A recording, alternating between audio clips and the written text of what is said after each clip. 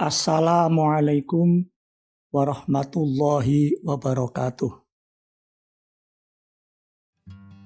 Alhamdulillahirabbil alamin. Kita bersyukur kepada Allah atas limpahan nikmat-Nya yang tak terhitung jumlahnya. Wa in ta'uddu nikmatallahi la tuhsuha. Innallaha laghafurur rahim. Jika kamu menghitung-hitung nikmat Allah, pasti kamu tidak dapat menentukan jumlahnya. Sesungguhnya Allah benar-benar Maha Pengampun lagi Maha Penyayang. Quran Surat An-Nahl ayat 18. Nikmat Allah yang tak terhitung jumlahnya itu banyak yang didustakan. Buktinya, Allah berkali-kali bertanya di dalam Al-Quran surat Ar-Rahman, Fabi ayyi ala'i rabbikuma tukadziban. Nikmat Tuhanmu yang mana yang kamu dustakan? Padahal Allah memberikan jaminan, la in syakartum la azidannakum wa la in kafartum inna azabi lasyadid. Jika kamu bersyukur, niscaya aku akan menambahkan nikmat kepadamu. Jika kamu mengingkari nikmatku, tidak bersyukur, sesungguhnya azabku sangatlah pedih. Quran Surat Ibrahim ayat 7.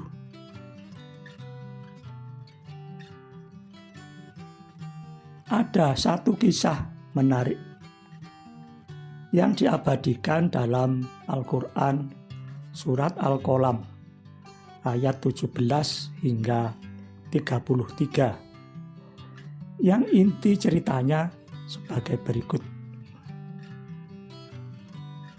Ada seorang soleh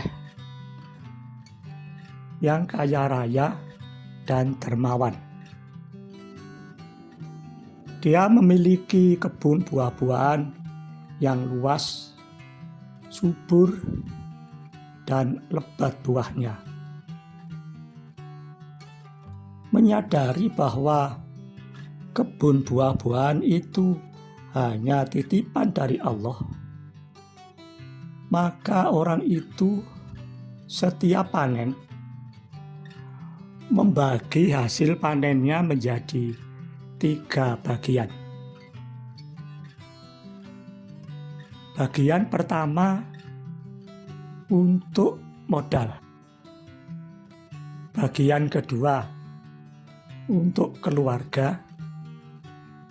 Bagian ketiga untuk disedekahkan kepada fakir miskin. Ketika orang tua itu datang ajalnya, kebun buah-buahan itu menjadi warisan bagi anak-anaknya. Dia memiliki anak 3 orang. 2 di antaranya menganggap bahwa kebiasaan ayahnya itu merupakan perbuatan bodoh. Sedangkan 1 anaknya yang lain menilai bahwa kebiasaan baik ayahnya itu perlu ditiru dan dilestarikan. 2 anak yang tidak suka terhadap kebiasaan ayahnya itu sepakat bahwa hasil panen tidak usah dibagikan kepada fakir miskin. semuanya untuk keluarga. Tetapi satu anaknya yang lain menilai bahwa kebiasaan itu perlu dilestarikan. Untuk itu dia mengusulkan agar setiap panen tetap dilakukan seperti ayahnya dulu. Karena satu orang anaknya itu tidak mampu mempengaruhi saudaranya yang lain, maka diambil keputusan bahwa hasil panen semuanya untuk keluarga, tidak usah dibagikan kepada fakir miskin. Mereka mengambil keputusan dan sepakat bahwa panen dilakukan pada pagi-pagi buta ketika orang-orang masih tertidur lelap, agar tidak diketahui oleh para fakir miskin.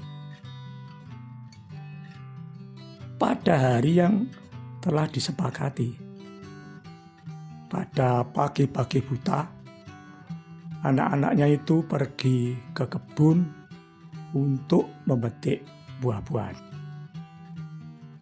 Akan tetapi, apa yang terjadi? Kebun buah-buahan itu terbakar, hangus, tidak sebatang pohon pun yang tersisa.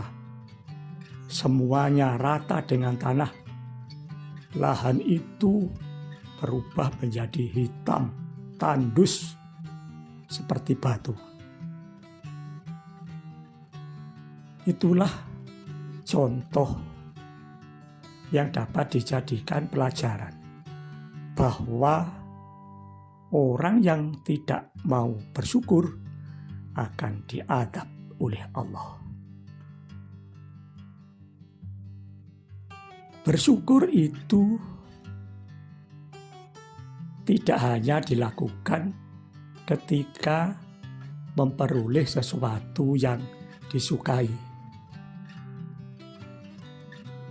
Ketika mendapatkan sesuatu yang tidak disukai pun, hendaklah tetap bersyukur dengan memuji Allah, dengan mengucap Alhamdulillah.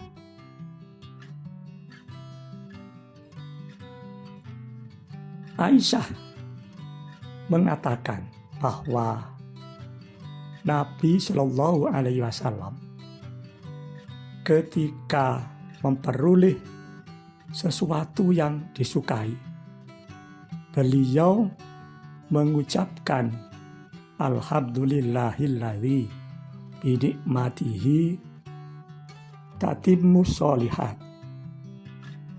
Segala puji bagi Allah yang dengan segala nikmatnya segala kebaikan menjadi sempurna.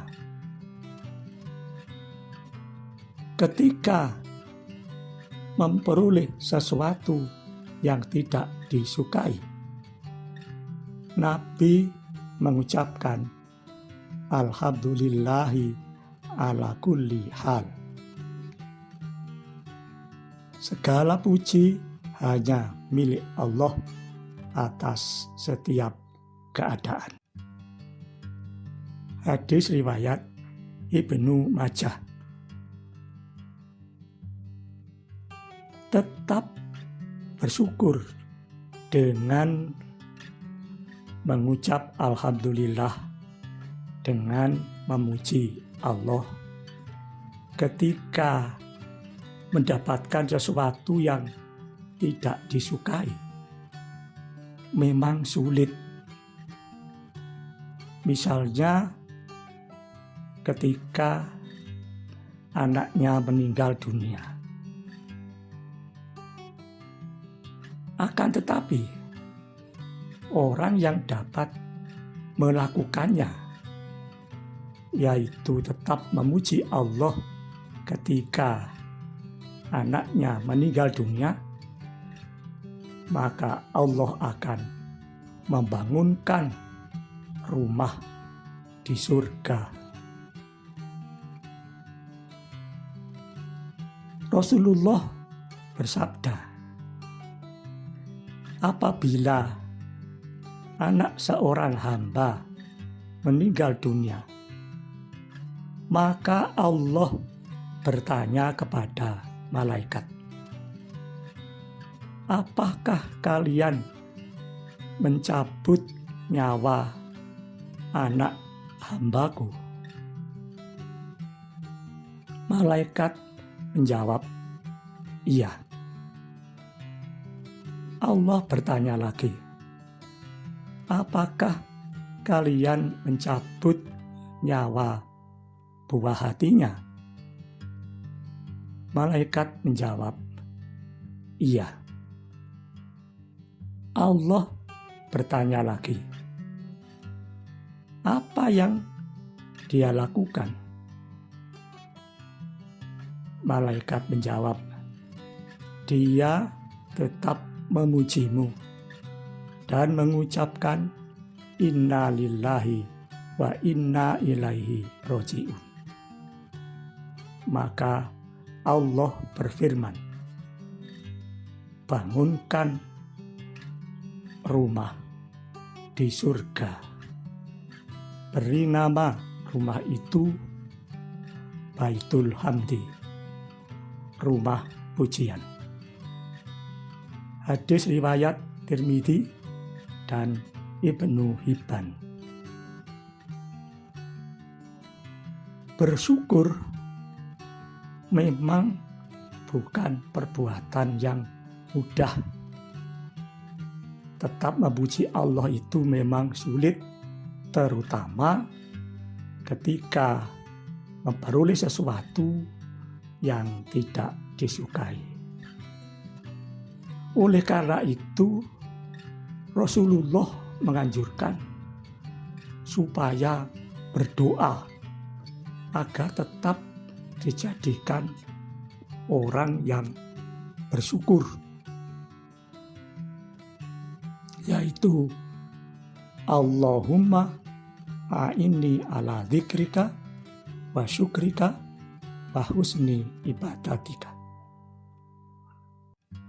Ya Allah, aku mohon pertolongan kepadamu agar bisa berzikir kepadamu, bersyukur kepadamu, dan beribadah kepadamu dengan baik. Hadis riwayat Nasai. Semoga bermanfaat. Assalamualaikum warahmatullahi wabarakatuh.